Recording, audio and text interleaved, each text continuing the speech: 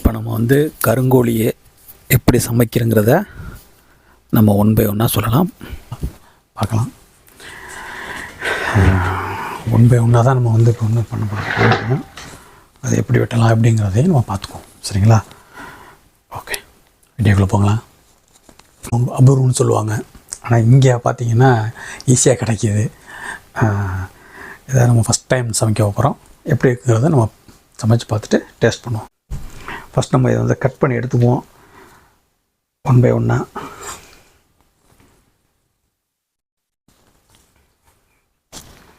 முழு கோழிங்க, முழு கோழி நெகம் அதுலேருந்து இது வரைக்கும் எதுவுமே கட் பண்ணாமல் அப்படியே ஃப்ரெஷ்ஷாக இருக்குது. இன்னும் ஒரு உசுறு கோழியை பிடிச்ச மாதிரியே எனக்கு ஒரு ஃபீலிங் இருக்குது.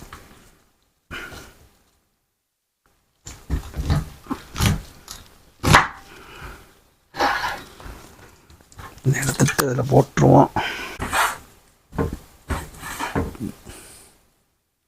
காலையும் போட்டுருவோம்.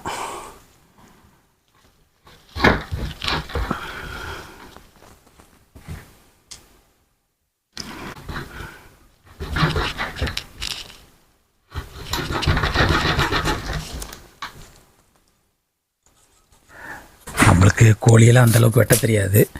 ஏதோ குட்டாம்போக்கில் நம்ம வெட்டிக்கிட்டு இருக்கோம். ஒரு வீடியோ பார்த்தேன், இப்படி தான் வெட்டினாங்க. ஏதோ குத்து மதிப்பாக அவர் வெட்டிக்கிட்டு இருக்கோம். என்னடா போட்டு சொரிஞ்சிக்கிட்டு இருக்கானு நினைக்காதீங்க. நம்ம ஏதோ வெட்டுறோம். இதையும் போட்டுருவோம்.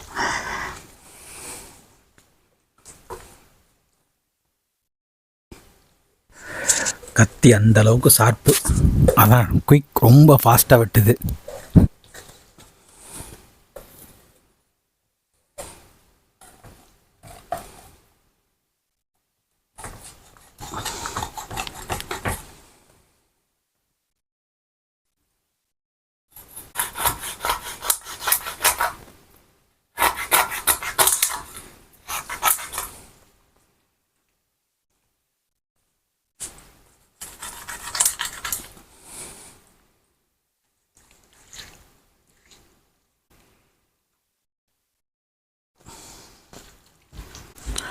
இப்போ நம்ம வந்து வெங்காயம் ஒரு 1/2 kg எடுத்துருக்கோம்.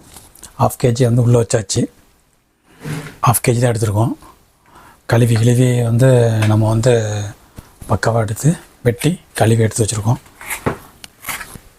இவ்வளோ பெருசு வேணாம், இதில் இன்னும் கொஞ்சம் சின்னதாக இருந்தாலும் ஓகே தான். என்கிட்ட வேறு இல்லை, அதனால் நான் பெருசாக போடுறேன். 2 தக்காளி, பச்சை மிளகா வச்சு, தயிர், ஏலக்காய் 2, பட்டை கிராம்பு 2, அன்னாசிப்பூ 2, அதை எடுத்து பார்த்துக்குங்க. இப்போ நம்ம கட் பண்ணுவோம்.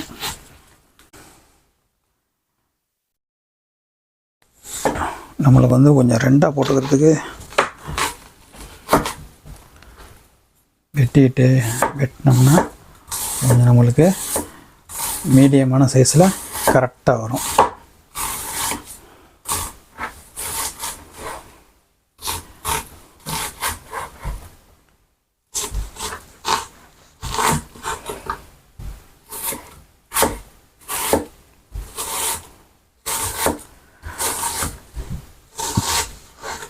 வேகமாக வெட்டலாம், பின்னாடி சவுண்டு கேட்கும், அவங்களுக்கு டிஸ்டர்ப் ஆகும். அதனால தான் ஸ்லோவாக வெட்டுறேன். நீங்கள் எதுவும் நினச்சிக்காதீங்க, என்னடா ஸ்லோவாக வெட்டா அப்படின்ட்டு.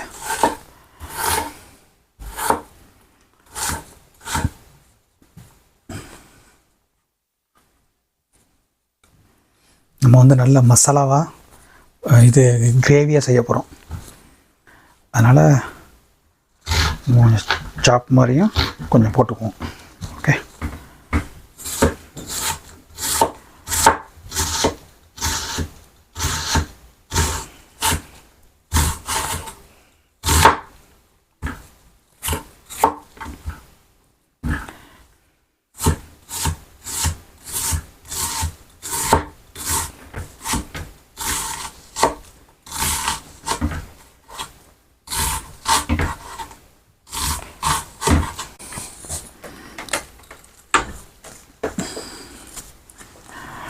இந்த ரெடி பண்ணி வச்சுருவோம். அப்போ கரெக்டாக இருக்கும்.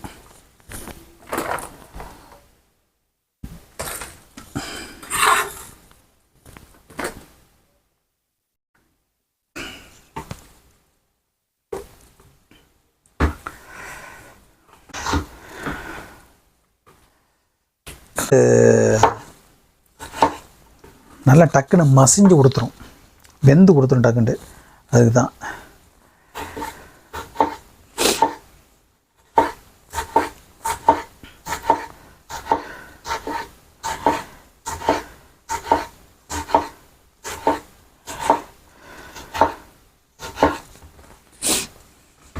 தேய்ச்சி மிளகாவையும் போட்டுக்குவோம்.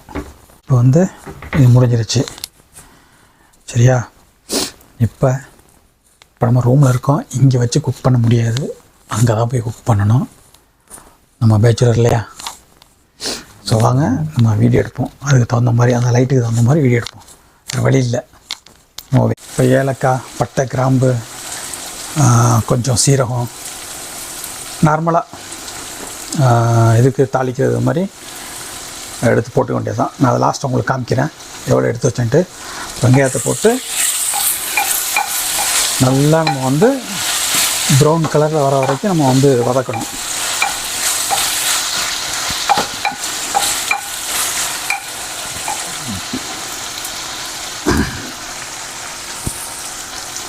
நல்லா ப்ரௌன் கலரில் வருதா அப்படிங்கிற வரையும் பார்த்துட்டு ரைட்டு அப்புறமால கொஞ்சம் மஞ்சத்தூள் இதெல்லாம் போட்டுக்குவோம். நான் முன்னாடியே சொன்னேன்ல, ஏலக்காய் 2-3, பட்டை, கிராம்பு 4-5, 2 அன்னாசி இலை. வாங்க நம்ம ஓப்பன் கிச்சனு, அதனால் அப்படி தான் இருக்கும். நம்ம என்ன சொல்கிறது, பேச்சுலரு, ஓப்பன் கிச்சனு, அதில் நம்ம வீடியோ பண்ணி போடணும். லைட்டிங்கு, இவ்வளோ விஷயம் இருக்குது பாருங்கள். நம்ம வெட்டினா சத்தம் பக்கத்து ரூம் கேட்கக்கூடாது. இவ்வளோதையும் பார்த்து ஒன்றையும் பார்த்து நம்ம பண்ணுறது மாதிரி இருக்குது. நம்ம ஒன்று தான் இங்கே நம்ம சொல்கிறது என்னென்னா, இந்த மாதிரிலாம் ஒரு குக்கிங் பண்ணி ஒரு வீடியோ போடணும் அப்படின்னா அதுக்குன்னு தனி செட்டப்பு இதெல்லாம் இருந்துச்சு அப்படின்னா ரொம்ப சூப்பராக இருக்கும். அதை நம்ம பார்த்துக்கிட்டு கரெக்டாக நம்ம பண்ணணும் அப்படின்னா அது ரொம்ப நல்லாயிருக்கும். என்ன பண்ணுறது, நம்ம பிழைக்க வந்த இடத்துல இதெல்லாம் பார்த்துக்கிட்டே இது மாதிரிலாம் செஞ்சுக்கிட்டு இருக்க வேண்டியதாக இருக்குது. எல்லாத்துக்கும் அனுசரித்து எல்லாரையும் நம்ம யாரையும் மனசு நோகாமல், யாருக்கும் நம்மளால் எந்த டிஸ்டர்பன்ஸும் வரக்கூடாதுங்கிற மாதிரி நம்ம ஒன்றையும் பார்த்து செய்கிறதுனால தான் இவ்வளோ இது இருக்கட்டும்.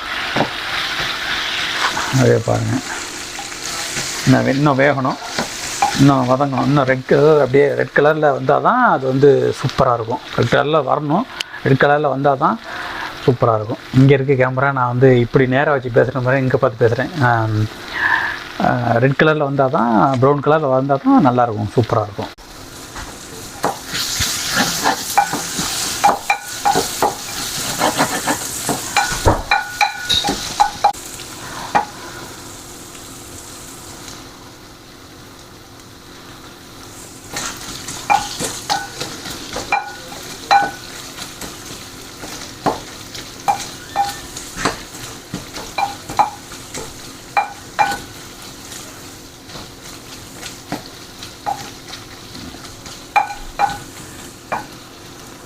இந்த அளவுக்கு வந்துருச்சு.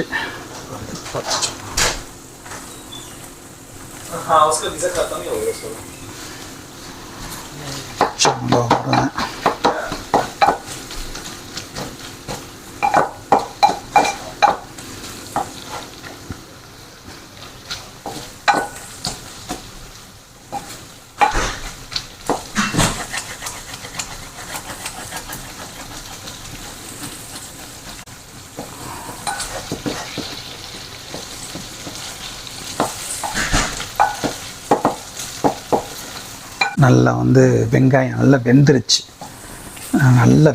வெங்காயம் எவ்வளவு போட்டோம், நல்லா வெந்துருச்சு. இந்த டயத்தில் கொஞ்சம் மஞ்சத்தூளையும் போட்டுக்குவோம். சும்மா உங்களுக்கு தெரியும்ல, அப்படியே கொஞ்சமாக அப்படியே போட்டுங்க.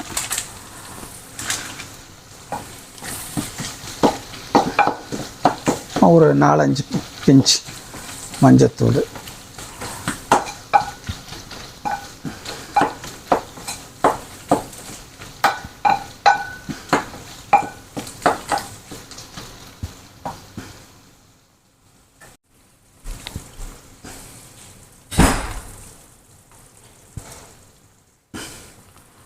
கார்லிக் 1 ஸ்பூனு,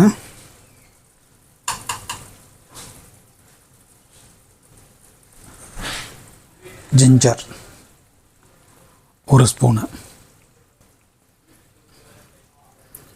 சரிங்களா? இன்னும் கொஞ்சம் கூட ஜிஞ்சர் சேர்த்துக்கலாம், தப்பு கிடையாது. இப்போ நல்லா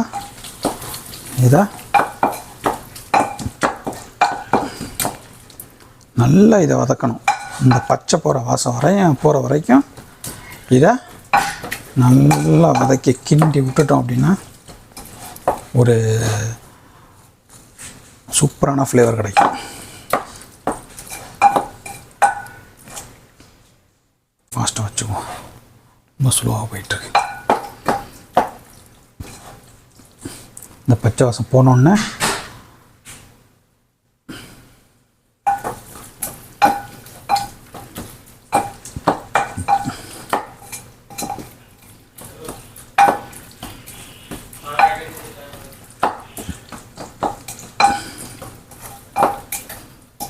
ஏன்னா இந்த இது சரியான கொழுப்பு. அப்போ அந்த கொழுப்பு கொஞ்சம் இது கருங்கோழி, அதனால் கொஞ்சம் நல்லா சாரமாக வச்சு அடித்து சாப்பிட்டோம்னா அப்படி இருக்கும்.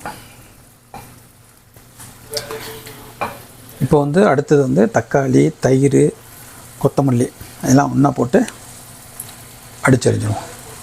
ஓகேங்களா? இப்போ நல்லா பச்சை வாசம் போயிடுச்சு.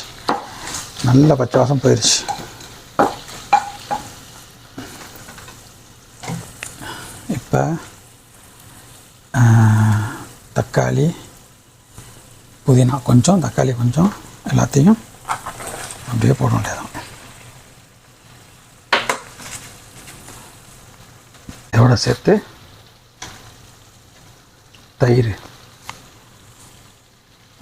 ஒரு 2 ஸ்பூனு தயிரும்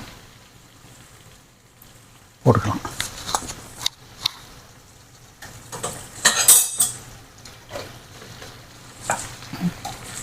போட்டு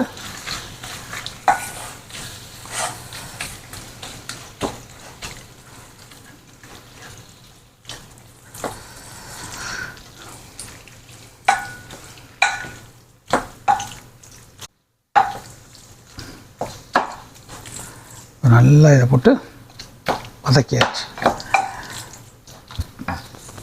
ஹையில் வைப்போம். நல்லா ஃபுல்லாக வரட்டும், மசிஞ்சு வரட்டும் எல்லாம். ஓகே, இப்போ பக்காவாக நல்லா மசிஞ்சு தக்காளிலாம் நல்லா மசிஞ்சிருச்சு. தக்காளிலாம் மசிஞ்சு நல்லா சூப்பராக கிரேவி மாதிரி நல்லா வந்துடுச்சு. இந்த டயத்தில் நம்ம அலசி வச்சுருந்த சிக்கனை அப்படியே நம்ம இதில் போடும். சரிங்களா?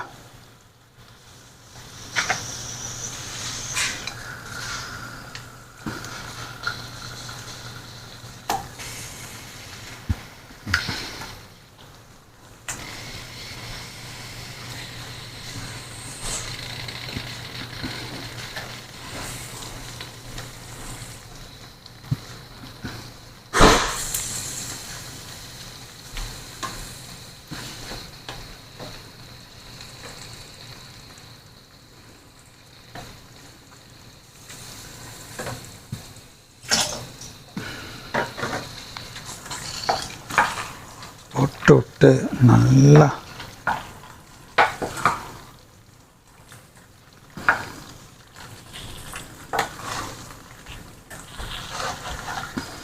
விரட்டும்.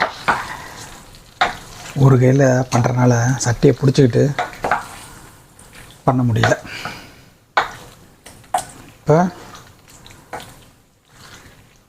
நல்லா பரட்டியாச்சு.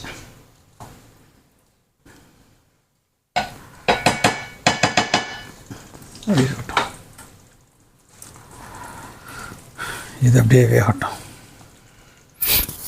இது ஒரு நல்ல ஒரு 10 நிமிஷம் நல்லா வேகட்டும்.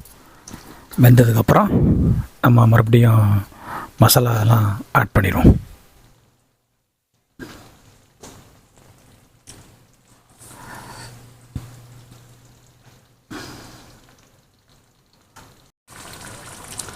இப்போ வந்து மல்லிப்பொடி 1/2 ஸ்பூனு, 2 ஸ்பூனு, மிளகாப்பொடி 1 ஸ்பூனு, சோம்பு 1 ஸ்பூனு, சீரகம் 1/2 ஸ்பூனு, கரம் மசாலா 1/2 ஸ்பூனு போட்டு இதில் அப்படியே தட்டி விடணும்.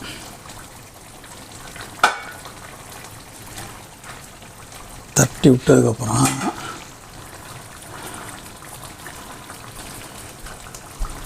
இதை அப்படியே கிண்டுறோம்.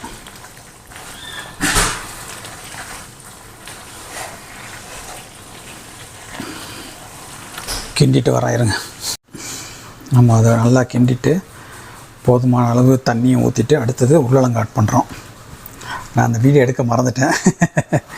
அதனால் இதை போட்டு இப்போ ஆட் பண்ணி கிண்டுவோம். ஓகே,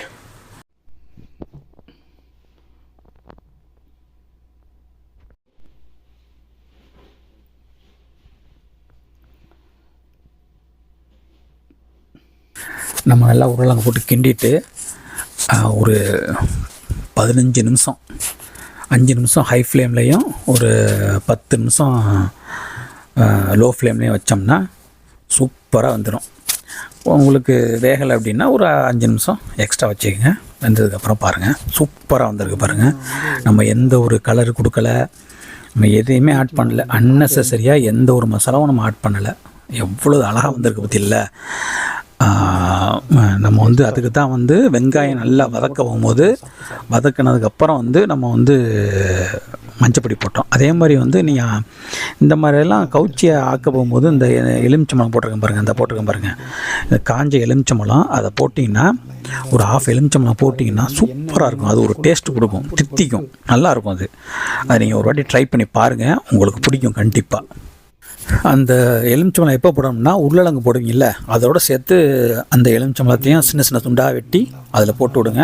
ஒரு நல்ல தித்திக்கும், நல்ல ஒரு டேஸ்ட் கிடைக்கும். இந்த தெவட்டாது, அந்த தெவட்டை முதல்ல, ஏன்னா கொழுப்பு இது ஜாஸ்தியாக உள்ளது, நாட்டுக்கோழி இதெல்லாம் நல்ல கொழுப்பு ஜாஸ்தியாக உள்ளது. அதனால் அந்த டயத்தில் நீங்கள் இதை ஆட் பண்ணிங்க அப்படின்னா உருளைக்கிழங்கு போடும்போது இந்த எலுமிச்சம்பழத்தை காஞ்ச எலுமிச்சம்பழத்தையும் கொஞ்சம் போட்டிங்கன்னா சூப்பராக இருக்கும். இப்போ சோறும் ரெடி ஆயிடுச்சு, சுட சுட சோடு குக்கரில் அதையும் வச்சு சால்னாவும் ரெடி ஆயிடுச்சு. செம்மையாக இருக்குது. போட்டு ஒரு அடி வெளுத்து கட்டிடுவோம். பசி, சரியான பசி, பிச்சு எடுத்து போடுவோமா, மொத்த சோத்தையும் காலி பண்ணிடுவோம். வாங்க. சோறு நல்ல பயிர் மாதிரி வந்திருக்கு, நல்லா ஒன்றோட ஒன்று ஒட்டாமல் சூப்பராக வந்திருக்கு.